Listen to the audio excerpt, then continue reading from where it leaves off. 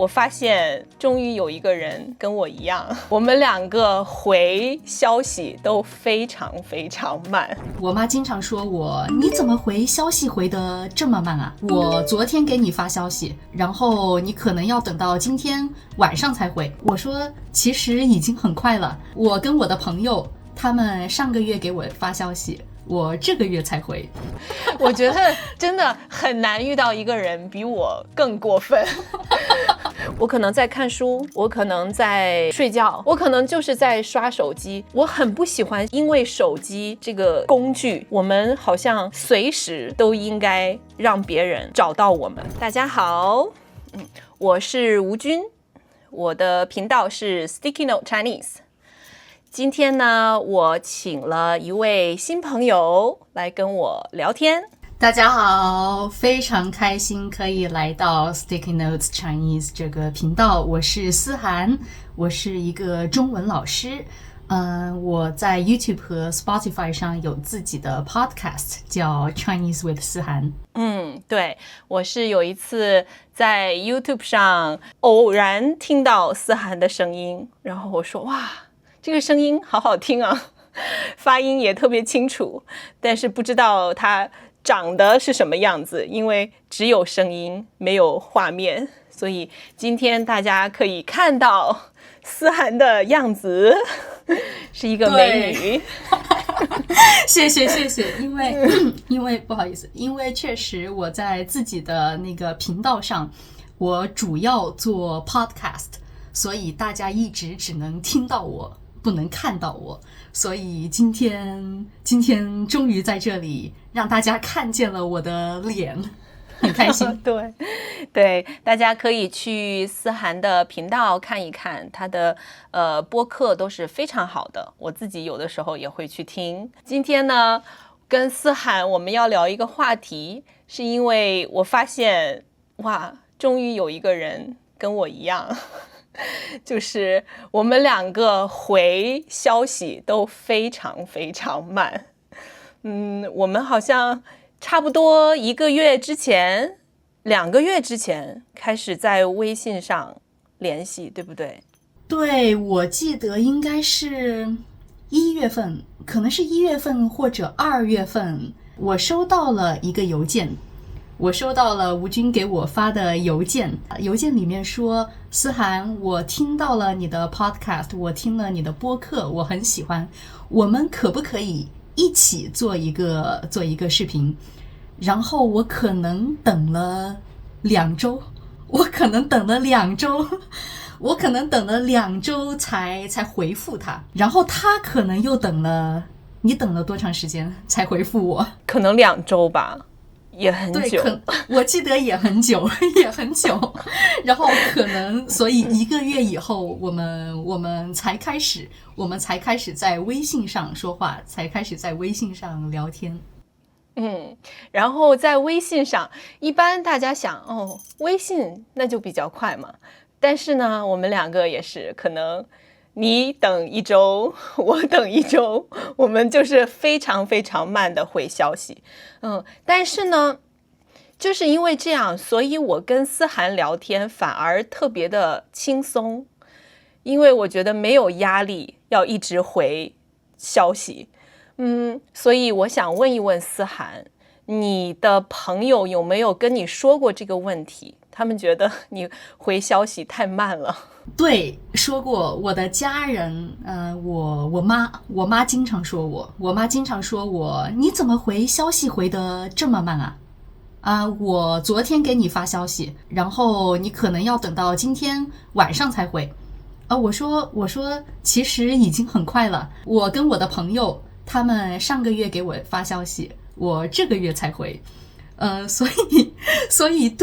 以我觉得我回消息真的回得非常非常慢，所以很多朋友他们也会经常笑我，他们没有生气啊，他们会笑我，他们会经常笑着说，思涵就是回消息回得特别慢，你不要等了，他过1个月会回你的，不用担心。所以你朋友没有生气，没有抱怨说，哎呀，你怎么回得那么慢？你快一点行不行？他们没有向我抱怨，他们没有对我抱怨，他们没有直接对我说，哎，我觉得思涵你回得太慢了，你下次能不能回得快一点？他们没有这样说，但是我觉得他们开不开心，他们高不高兴呢？我不知道，可能还是不是非常开心吧。我是直接有朋友跟我抱怨过这个问题，甚至有一个朋友因为这个问题跟我分手了。这个我们一会儿可以具体说一说。那你觉得你最长一次是等了多长时间才回消息？我觉得这个问题非常难回答，因为最长可能有几个月，我有几个月都不回消息的时候，但是我觉得从3个月开始，1个月还好，2个月也还好，从3个月开始你就忘了。如果你3个月都不回一个人，你其实永远都不会回他了，因为你就忘了。所以我觉得这个问题很难回答，为什么呢？因为对，最长是3个月，但是实际上我觉得有很多我一直没有回的人，我一直没有回的消息，因为过了3个月以后你就会忘记这件事，你就不会回了。如果你说3个月，那3个月以后你再回的时候，其实就不是在回复消息了吧？就是你在开始一次新的聊天了。对，有一点过分，对，我觉得有一点过分，但是3个月的情况也不多，我觉得一般可能是几个星期。一般是几个星期。我觉得真的很难遇到一个人比我更过分。我一般如果2-3个星期没有回，我会觉得比较过分了，我心里会很不好意思，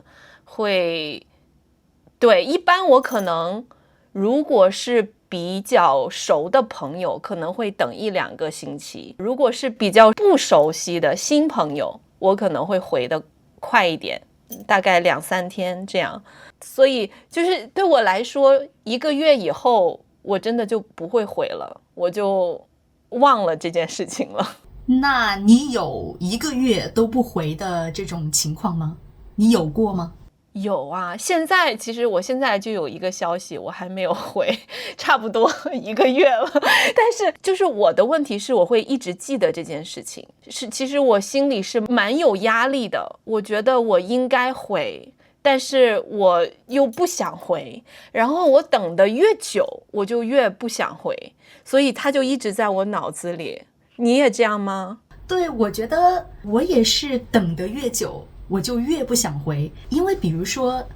昨天有一个人跟你发了一个消息，如果你今天就回，那非常简单，你只用回他。比如说他问你最近怎么样呀，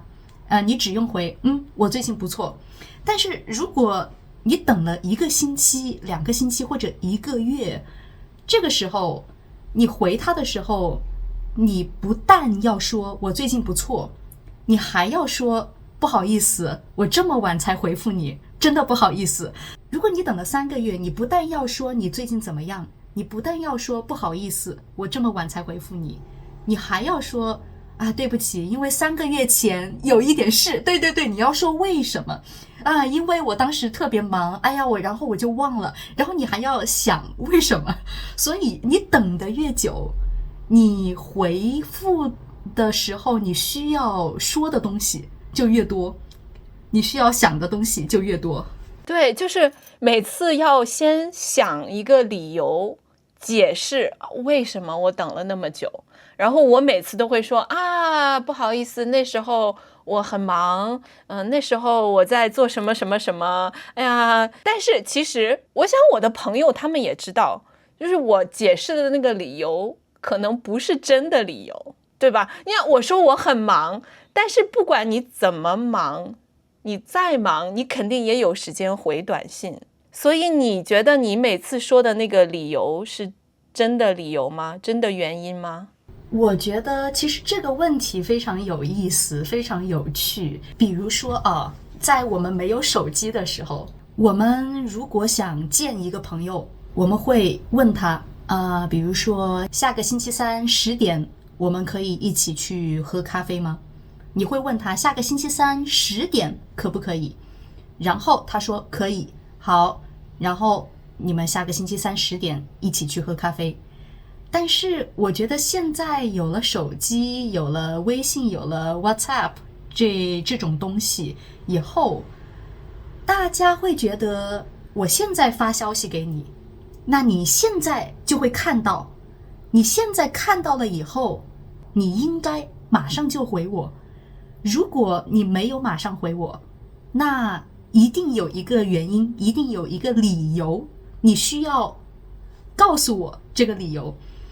但是我觉得没有手机以前，我们不会在想见一个朋友的时候直接跑到他的家门口问他，我现在想跟你一起去喝咖啡，来，你出来。我们不会这样，对吧？但是为什么现在有了手机，我们就觉得如果别人没有马上回你，如果你的朋友没有马上回你，一定有一个理由呢？我觉得有些时候不需要理由呀。对，我觉得这个就是，所以今天我想我们两个好好的来分析一下，到底为什么我们这么慢回消息。因为我每次跟我的其他的朋友解释，他们就是不懂，他们就说你回个消息10秒钟，你为什么就不能回呢？然后我就想，其实你刚才说的是一个原因，因为我是一个比较内向的人嘛，我需要很多的时间和空间给我自己。可能现在我也没有很忙，但是我在我自己的世界里，我就不希望别的人这样进来。因为我回复他们，我肯定要停下我现在做的事情，或者停下我现在在想的事情，然后我要花时间和精力去跟他聊天。但是可能现在刚刚好，我不想啊，我可能在看书，我可能在睡觉，我可能就是在刷手机。我很不喜欢现在因为手机这个工具，我们好像随时都应该让别人找到我们。我就觉得好，我现在没有跟你见面，那我就在我的世界里生活。那现在因为你想找我，所以我要随时停下，然后让你找到我，我就很不舒服。你是不是这种感觉？对，我很理解，因为我们两个都是内向的人，我们两个都不是外向的人，都是内向的人，所以我们需要自己的时间，我们需要自己的空间去做自己的事。比如说我现在其实没有事情做，比如说我现在没有工作，我现在只是在一个公园里坐着，什么都不做。然后一个朋友发消息要跟我聊天，我看到这个消息，我看到了，我可能不会回，因为我会觉得虽然我现在没有事情做，但是没有事情做也是一个事，没有事情做也是一件很重要的事。对，哇，你懂我，真的。对，因为别人总是会说如果你在工作，好，很好，我不给你发消息，因为你在工作，因为你有事做，所以我不会来打扰你。你在工作，所以我不会来打扰你。但是我觉得我没有在工作的时候，我什么都没做的时候，它对我来说也是一件事，所以如果你这个时候你给我发消息，你给我发微信，我觉得有可能这个人会打扰我，我觉得这也是一种打扰。对，我觉得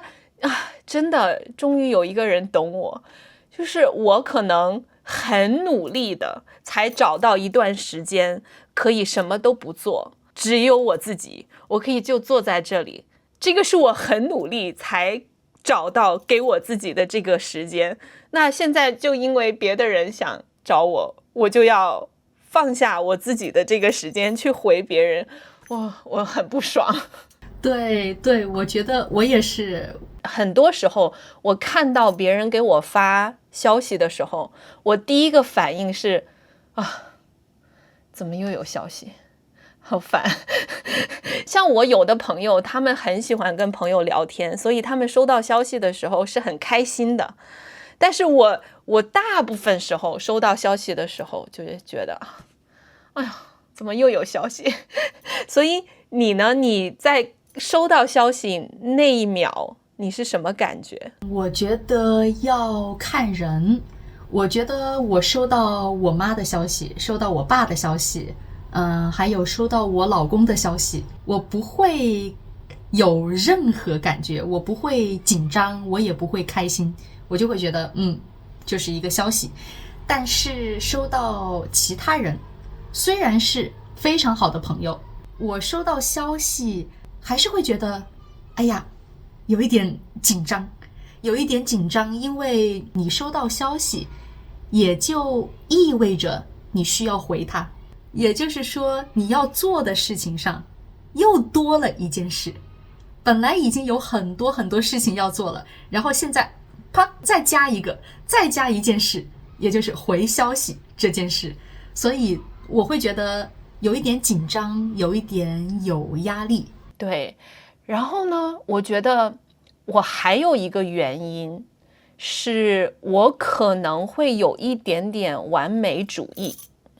完美主义就是我觉得一件事情我要做到100分，我要做到很好。可能跟我的父母我的好朋友们不太有这个问题，但是很多时候我会觉得说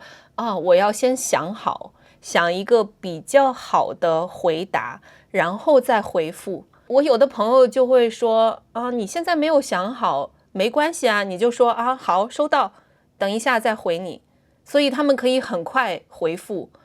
但是我就觉得我不知道为什么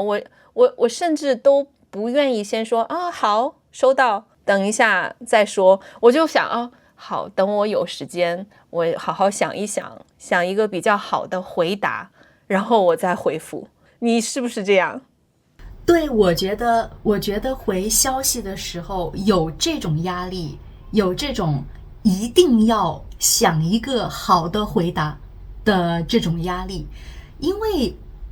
我觉得可能是因为这个，我不是非常喜欢在微信、在 WhatsApp 或者在其他的什么 App 上聊天。因为如果你看我跟你，我们这样子面对面，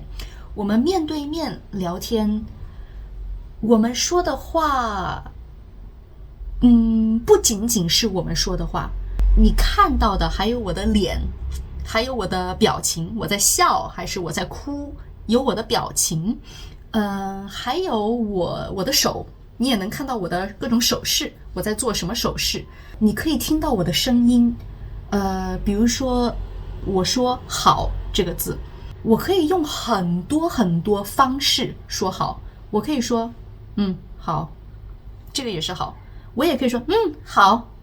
这个也是好。所以我们面对面的说话的时候，你可以听到我说好的时候的语气，就我说好的这种方式。但是在微信上，在 WhatsApp 上发消息，你只会看到好，然后就没有了。所以如果你只看到好，你会觉得哎呀，他是不是有点生气？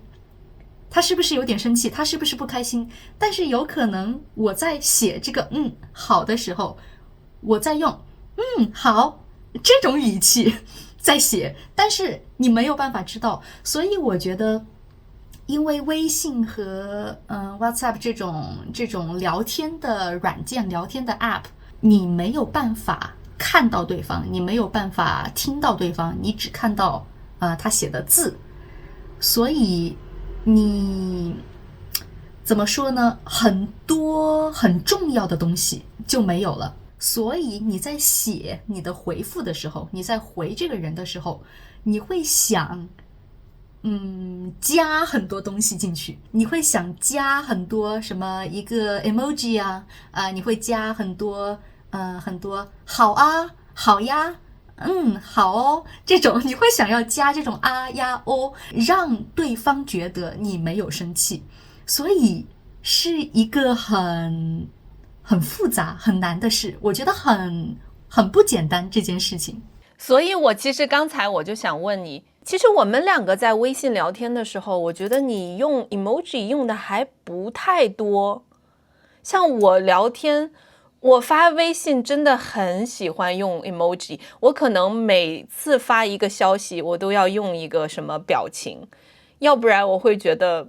不太舒服。其实这个有问题，我也跟我别的朋友聊过，他们说其实这个是我的问题，就是因为我想太多，我可能太在乎别人的想法和感受。我的朋友说其实没关系啊，你发好，我们也不会想那么多。跟朋友可能不会想这么多，但是跟不太熟的人，可能如果你就发一个好 OK， 可能对方还是会觉得你有一点，我也不知道，对方会觉得你这个人不太好，没礼貌。对对对，可能会觉得你这个人没什么礼貌，没礼貌。朋友应该没关系，因为他们跟你说过话，他们跟你面对面说过话，他们了解你，他们知道你是什么样的人，所以他们不会觉得你是一个不好的人。但是如果你不认识一个人，然后你直接跟他说OK，好，这样发过去，可能我觉得对方会觉得你有一点冷，有一点冷漠，有点冷。但是你知道吗，我觉得其实这个是现在我慢慢在练习的一个事情，就是不要用那么多的表情，不要想那么多。因为其实在有人讨论过这个问题，就是说女性特别会用这些啊呀哦还有各种表情，因为女性特别担心别人会觉得自己冷或者自己没有礼貌。那很多男性他们就不会用 emoji， 也不会说好啊好呀。所以现在我想 OK， 包括其实以前我在多伦多工作的时候也会练习，像女性在回邮件的时候也会好像写的比较多比较长。现在就是我想 OK， 不要想那么多，但是我不知道，我还是会用很多表情，但是我在努力的少用表情。我觉得你说的这个很有意思，因为我觉得我以前其实也会用很多表情，用很多 emoji。我现在不怎么用，不太用了，因为我觉得我现在可能开始学习男人的想法。因为我觉得其实如果你不加那些什么哦啊呀之类的东西，最后没有任何影响，对，没有关系，没有任何影响。对，可能对方在看到你的消息的时候会觉得这个人有一点冷，但是我们有两种情况。第一种情况，这个人你以后你都不会再见他，这个人你只会给他发一句话，然后你们两个人再也不会见面，那没关系，他觉得你很冷，觉得你人不好，没有关系。然后还有第二种情况是什么呢？第二种情况就是你们以后还会继续聊天，继续说话，或者你们以后还会见面，你们还会面对面说话，那就更没关系了，因为反正你们以后也会见面，所以现在他觉得你人不好，他现在觉得这个人有一点冷，没关系啊，以后你们还会见面的。所以我现在的想法是这样，所以我觉得不管怎么样都没有关系。对，是的，我觉得可能现在大家生活都很忙，都不会去在读一个消息的时候想那么多。然后我在想，其实我还有一个原因，我不想回消息的原因是，我觉得在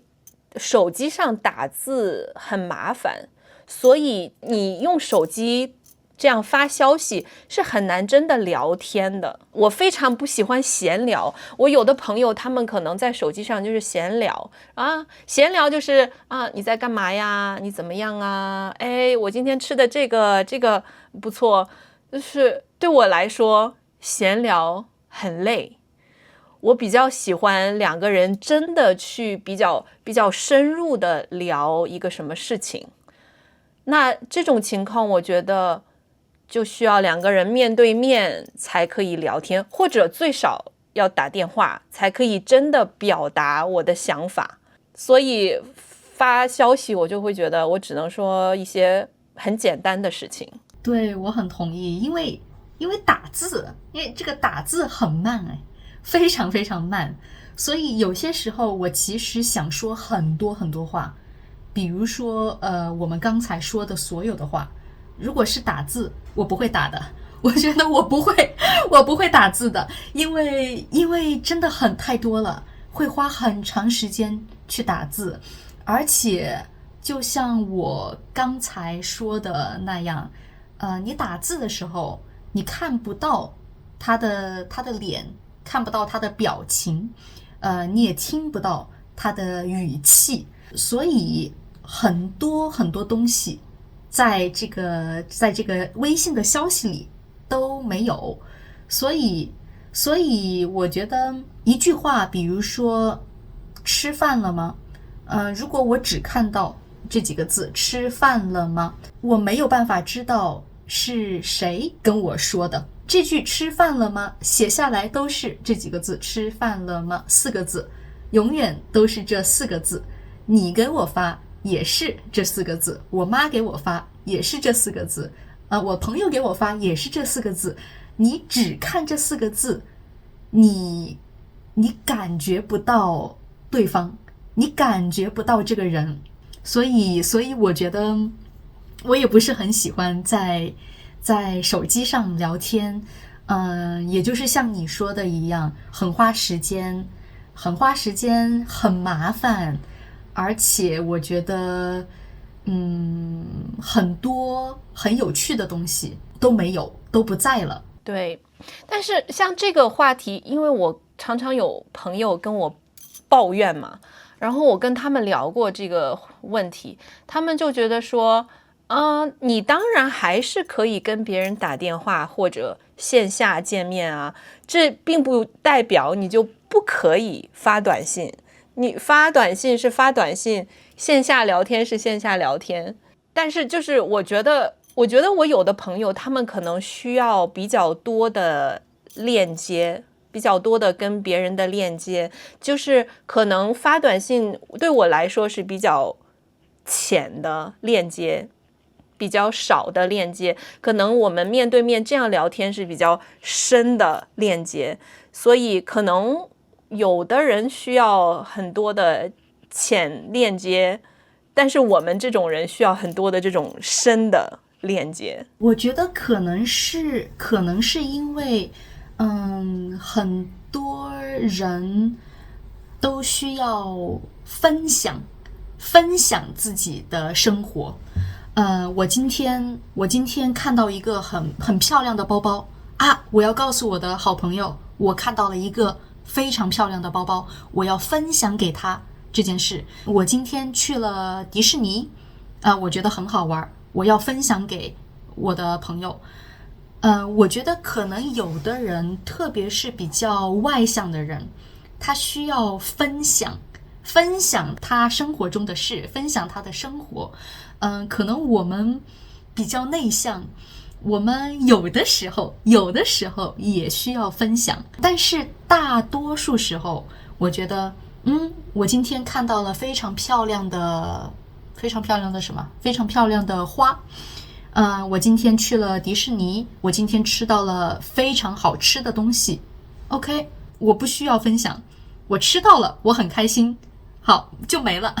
但是可能比较外向的人，他需要分享，所以他会在手机上聊天，所以我可以理解，因为他们需要分享，所以但你需要分享的时候，你不可能跟你朋友说，哎，星期三10点钟我们出来喝咖啡，我要告诉你我上个星期三看到了漂亮的花吃到了很好吃的东西，因为都是很小的事，他们需要现在就分享，所以这个我可以理解。我觉得就真的是性格不一样，一个是外向的人，一个是内向的人。对，这个确实是我也是，我很多时候我不觉得我特别需要跟别人分享，我看到好的电影，看到好的书，那就是我自己的，我自己开心就好。那你有没有因为这个问题影响你跟朋友的关系？我觉得我自己觉得没有，但是就像我刚才说的那样有没有朋友跟我抱怨过这个事呢？他们没有向我抱怨，但是他们有可能其实不是很开心，但是他们不会跟我说，所以我自己觉得这个没有影响我跟我朋友的关系，因为他们现在已经习惯了，我可能有些时候1个星期才回他们的消息，他们会觉得思涵就是这样的，他就是这种人，没有办法，习惯了就好了。所以我觉得他们可能习惯了。没有习惯的人，我觉得如果不能接受我回消息回得很慢的话，那我觉得应该也不是很好的朋友吧，也不算非常好的朋友吧，因为我觉得这个很正常呀，就是人跟人的性格不一样，我的性格就是这样，而且我不回他的消息，不是因为我不喜欢他这个人，不是因为我当时在生气，不是因为什么原因，不是针对他这个人，是我就是这样的，所以我觉得没有必要因为这种事情生气，我觉得但是我不知道他们有没有生气。你刚才说因为有一个朋友因为你回复回得很慢就分手了，跟我分手了就像男朋友女朋友分手一样。我第一很有意思，那个对，她也是一个女生嘛，就是其实我就是回消息很慢，可能我3天5天才回她一次，然后这种情况发生了2、3次以后，她就给我发短信说我觉得你这个样子不太尊重我，你每次都等很久才回复我觉得你不尊重我的时间。然后我就给他回复，我说这个真的不是说我不尊重你，我就是这样的人。像你刚才说的，我说如果你去问我的好朋友们，他们都会告诉你我就是这样的人。其实很有意思，真的有点像男女朋友分手一样。我说不是你的问题，是我的问题不是你不好，不是我不喜欢你，这是我的问题，这就是我的习惯。但是可能他真的不太能理解，所以我们就分手了，我们就再也没有见面了。所以其实从那次以后，就是像你刚才说的，我就认识到，好，如果了解我的人他可以接受我，那我们可以变成比较好的朋友。不能接受我这样的人，那可能我们真的没有办法做朋友。因为这个真的不是他的问题，不是我不喜欢他，但是如果他认为这个是他的问题，是我觉得他不好，那可能我没有办法，这就是他的自己的一些问题吧。交朋友也很像，其实就像跟男女朋友一样，有的人就是适合，有的人就是不适合。这个没有办法，我觉得也很难说很难说是谁的错，因为对，确实，我们的性格是这样，所以我们会很晚很晚才回复一个人。但是我也能理解，如果对方是一个需要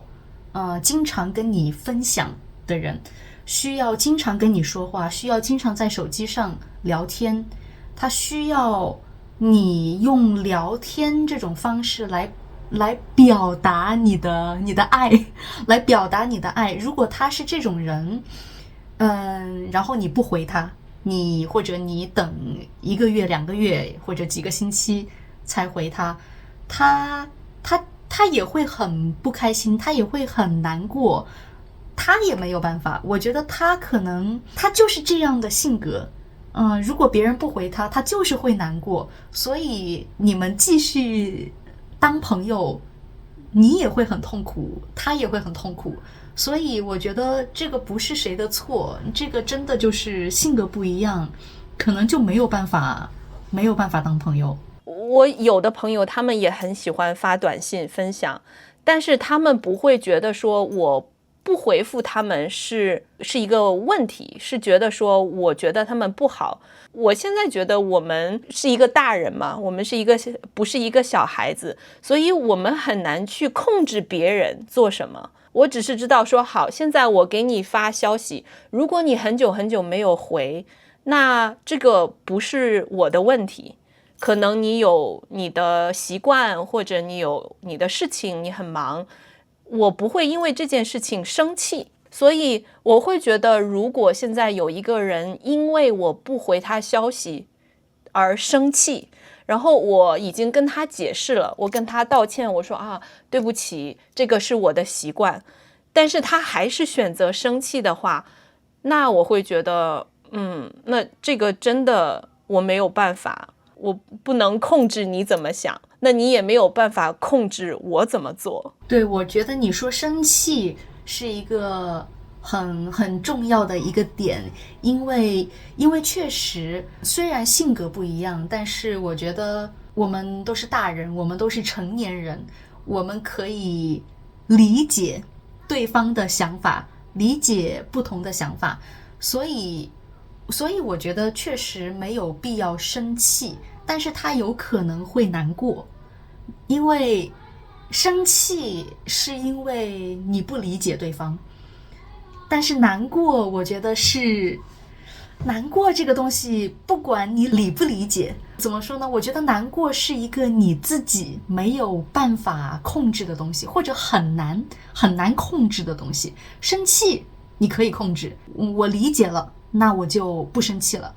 但是难过，如果对方真的需要你经常跟他说话，因为这是他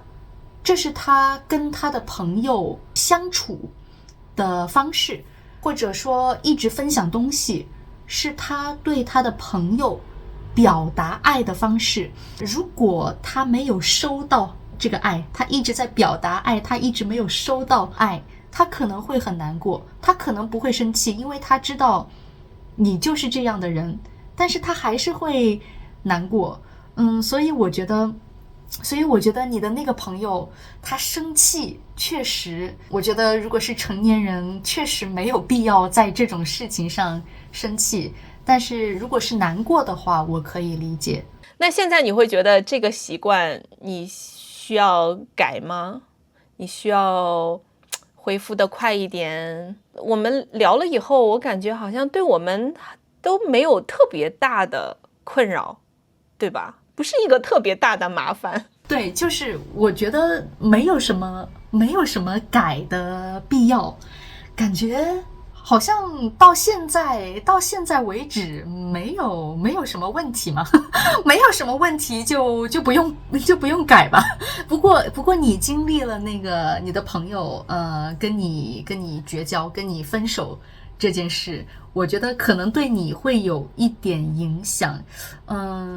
但是可能对我还没有遇到这种事，我还没有过这种事，而且我身边的朋友，其实大多数人回得非常慢，回得跟我一样慢，所以大家都理解，大家都互相理解。我在想，可能因为现在我回到中国嘛，我不知道可能会不会在中国这个习惯我会改一点，因为我感觉尤其是如果是工作上的事情，大家确实回得比较快，但是确实好像也还好。对我来说，到现在还不是一个很大的问题。诶，说到这个，我发现，我觉得我的中国朋友都回得很快，而且经常笑我说，哎，思涵回消息回得非常慢的，都是中国朋友，还有我妈也会说，但是我的其他的朋友，我比如说法国朋友，还有一个我最好的朋友是一个波兰人。他回消息回的比我还慢，但是我知道我是他最好，不知道可能是非常好，甚至是最好的朋友，所以我觉得我也没有关系，他也觉得无所谓。所以，但是中国人好像中国朋友回消息回得非常快，哎，一看到马上就回。对对对，真的，所以我觉得可能我回中国之后，这个习惯会改一点儿，我不知道，但是我不想改，我还是不想回。但是如果我在中国给一个中国的公司工作的话，可能我一定要改变这个习惯。但是现在我不需要给中国的公司工作，所以可能还好。对，工作上的事情肯定要很快就回，因为是工作嘛。但是我觉得跟朋友的话，如果现在没有改的必要，那非常好，那是最好的，我觉得。好，那我们今天就先聊到这里。不知道大家有没有跟我和思涵一样的问题？不知道你们对于回短信这个事情、回消息这个事情有什么看法？思涵，你有没有问大家的问题？我其实可能想问一下大家，如果大家有中国朋友的话，大家有没有发现，大家有没有感觉到，好像中国朋友回消息回得特别快？大家对这个事情怎么看？大家的看法是什么？大家觉得为什么很多中国朋友，很喜欢经常在手机上发消息，分享自己的生活，然后大家觉得为什么，很多中国朋友很喜欢这样子做，而且回消息回得特别快呢？我不知道大家是怎么想的。那今天的视频就到这里了。谢谢思涵来跟我们一起聊天。那我们好，谢谢，下次再见。非常开心可以来这里，下次再见，拜拜。